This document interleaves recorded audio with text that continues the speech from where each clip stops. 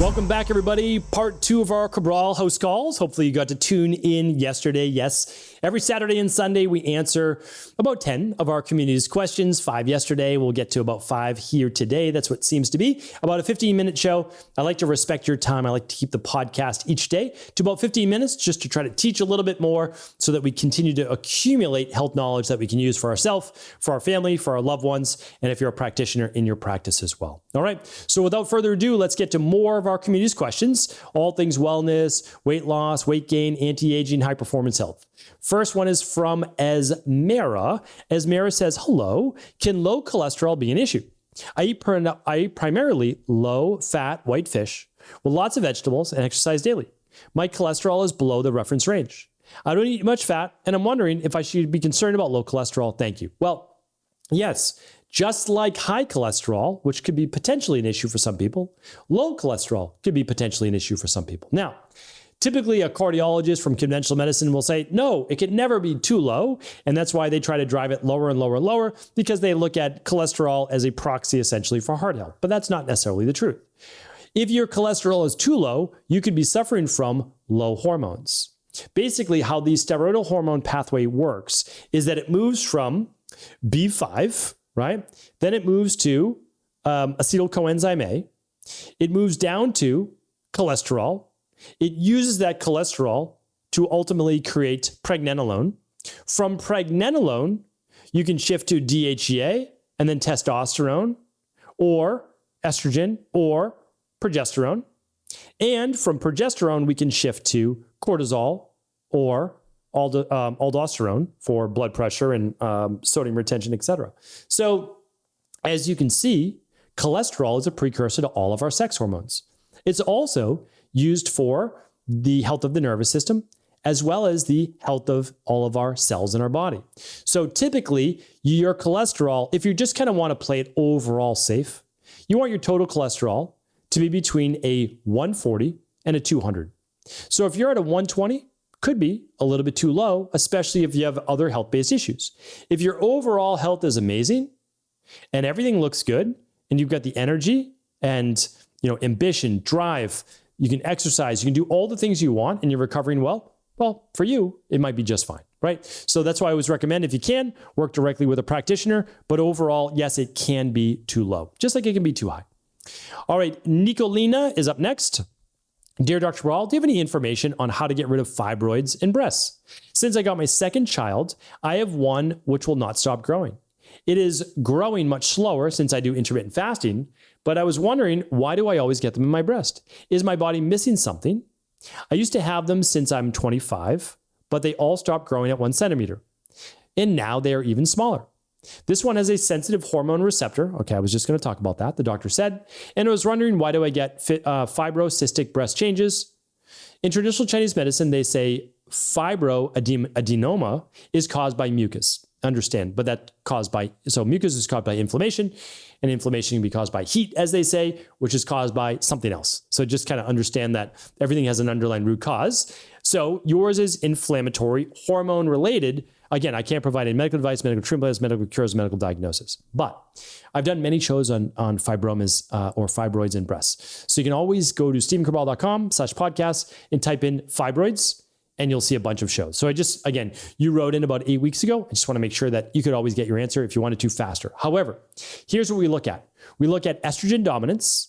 So too high of estrogen to progesterone. That's a big one. The other one we look at is inflammation. A higher level of fibrinogen. We also look at inflammation specifically in the body caused by higher omega-6s to omega-3s. And all of these things can be discerned from running, at minimum, the stress mood and metabolism test, or ideally the big 5. So we want to look at what could be causing inflammation, like gut issues, heavy metals, etc. We want to look at estrogen dominance. We want to look at higher levels of inflammatory omega-6s to omega-3s. We want to look at elevated levels of cortisol, maybe low thyroid, all of the things to rebalance your body. Because remember, a healthy body can't be sick. So at minimum, run the stress mood and metabolism test. Ideally, the big 5. All of those are at stephencabral.com/shop. That just takes you over to Equilife, and you're welcome to search those. Okay? And then just let us know if there's any questions. Emily is up next. Hi, Stephen. By the way, so I don't want to give you a protocol that isn't built for you. That's the only thing. Like, I want to help you, but I don't want to just say proteolytic enzymes can be fantastic. A product called estrogen balance can be fantastic. Like the daily nutritional support, along with the 21-day functional medicine detox, along with omega-3s, vitamin D3 and full spectrum magnesium, getting better sleep. Like all of those things are extremely important. And if you haven't read The Rain Barrel Effect, please read it. It's free. Just go to stephencabral.com/free book. So yeah, I want you to always know the underlying root cause. I don't want to just give you nutritional supplements. I want you to do the whole lifestyle-based program because ultimately that's how we heal. All right, Emily says, hello, Stephen. Thank you so much for all you do. I'm curious, I have the slow COMT gene SNP. I've been told to avoid supplements such as quercetin and rhodiola as they can effectively slow down COMT even further. I'm interested in the HisPro supplement, but for seasonal allergies, but I see this quercetin is one of the top ingredients. Do you have any other suggestions for allergy products, or could you please shed some light on quercetin and slow COMT? Also, with slow COMT, would fasting be contraindicated as the adrenaline is released while fasting, which is the opposite of what we want, and would further bog down COMT? Thanks so much for your input. Best wishes. All right. So my highest recommendation is to stop listening to people that only run genetic testing. Stop listening to all the marketing companies and all of the people who are giving you blanket recommendations just looking at your single nucleotide polymorphisms. Not saying this for you, Emily. I get so many questions. Just stop listening to them altogether. There's no context. People are doing so much harm by telling everybody they should take 3 grams of methylfolate if they have an MTHFR gene mutation. People are doing so much harm with telling people to eat at this time, based on these genes. People are doing so much harm with telling them not to use quercetin if they have a slow COMT. Says who? Like, just one? No. Like, you have no idea if it's going to affect you or not. You don't. Like, that's the thing. And again, I'm not coming down on you, Emily. I'm coming down on all these practitioners and really all these companies that are just marketing companies. That's the truth. I love running genetics, but only in the context of running something like the stress mood and metabolism test that actually looks at your cortisol, that looks at, your stress output, that looks at a minerals and metals test. Because without that, it's all nonsense. I have slow COMT, one of the worst, right? I take HisPro every day. There's no issue. Now, for some people, would I not recommend it? Yes, because there's no one for everybody. But I can tell you this, as someone that's Th2 dominant, who had seasonal allergies, who's looking for the benefit of quercetin, stinging nettles, etc. You don't have to use HisPro. You can use any of the products that you want. It's an exceptional product. Please don't listen to the marketing companies that are pretending they're under the guise of actually being a practitioner. Sorry. It's a little rant there, but you have no idea if it affects you or not, right? So here's the thing. Balance the body, get a low amount of nutrients that you need, fix the underlying root causes of allergies, which is typically gut issues, higher levels of stress, toxicity, all the things that I talk about in the Rain Barrel Effect. And then you can use small dosages of all these products and they don't set off any of the single nucleotide polymorphisms because the interstitial milieu, the internal environment of your body, is balanced. I digress. All right, Leora is up next. And Leora says, my 4-year-old was diagnosed with enamel hypoplasia. What could have caused this? The dentist said it could have been the result of an illness during pregnancy. Yeah, that can actually happen.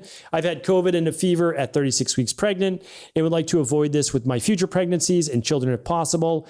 He received silver caps on his teeth. Are these dangerous for him? Will this lead to heavy metals in his bloodstream? Of course, every dentist I asked said no, but I wonder if they learned about this during their studies. He also received large amounts of antibiotics as a child, 1.5 to 3 years due to misdiagnosis of neutropenia.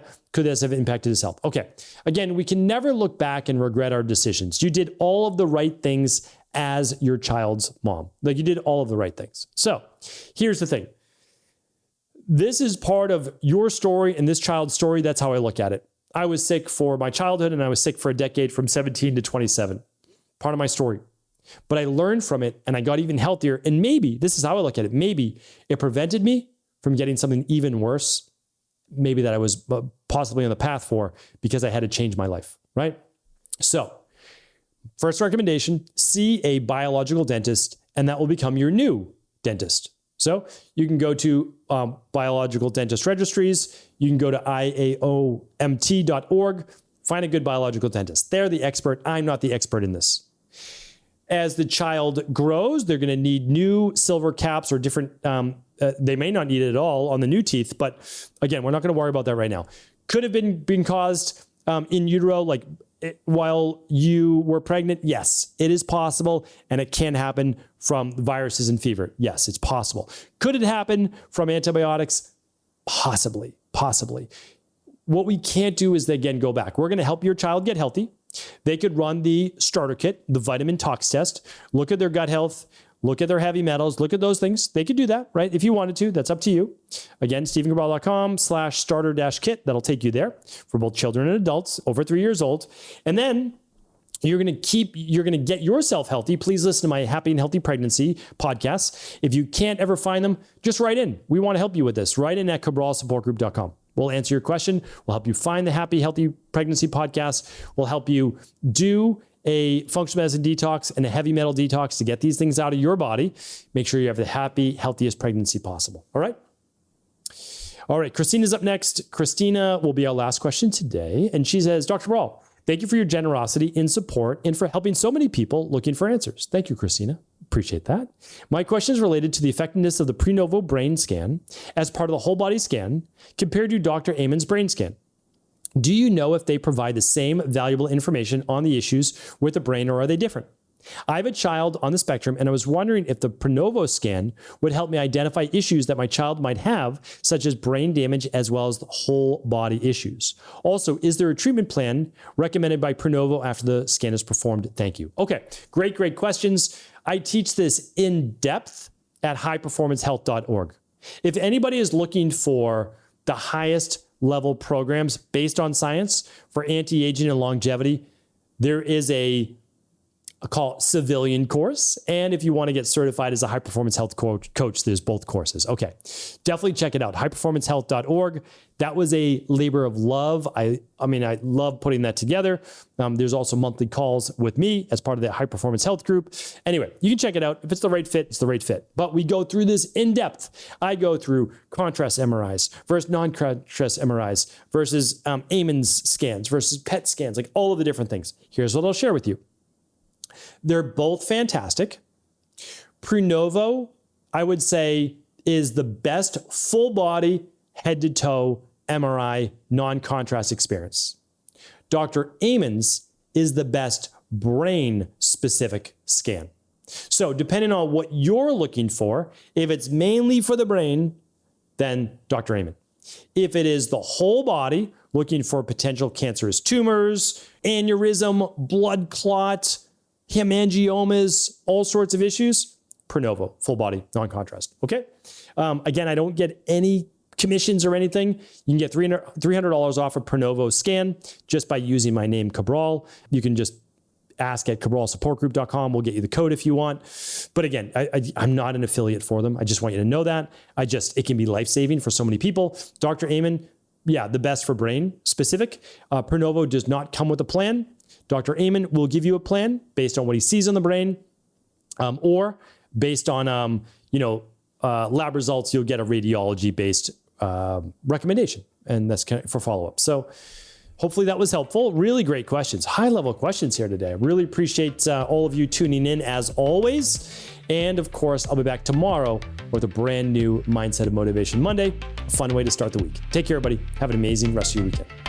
Thanks so much for tuning into today's show. Before you go, don't forget to hit that subscribe button. I want to make sure that you're getting our daily content, not missing out on anything functional medicine, wellness, weight gain, weight loss, anti-aging, living longer, stronger, and all of the most cutting-edge research.